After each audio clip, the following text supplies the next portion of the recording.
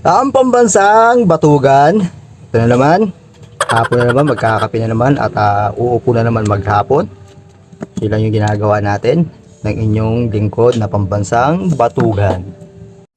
Techno Spark 10, how to pull this assembly at syempre, as usual, nakita na ninyo LCD screen na sira.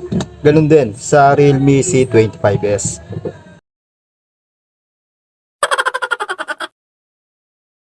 Then using yung ating metal spudger na super slim.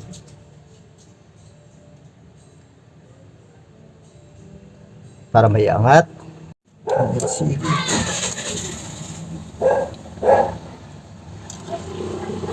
Double yan.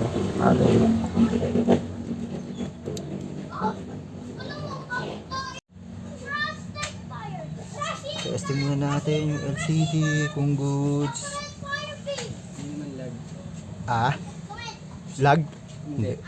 Hindi naman yan. Hindi na maglalagyan. Pera na lang yan.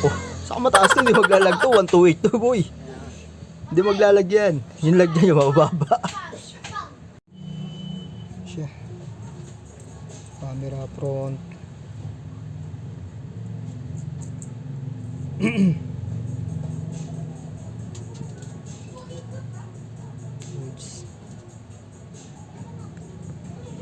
Then, ito naman yung part ng Realme YC25s.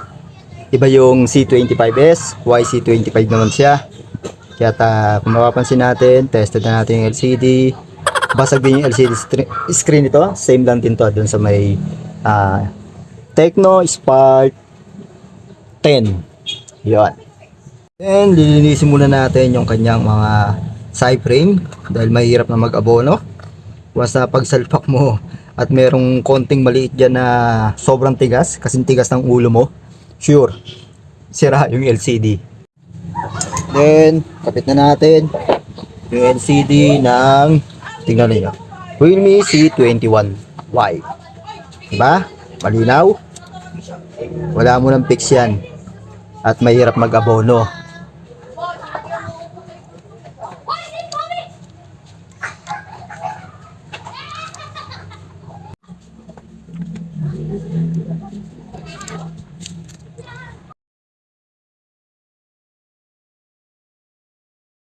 Lalagay yung fingerprint.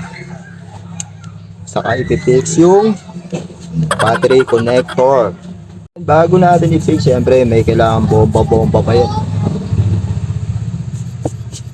Bomba.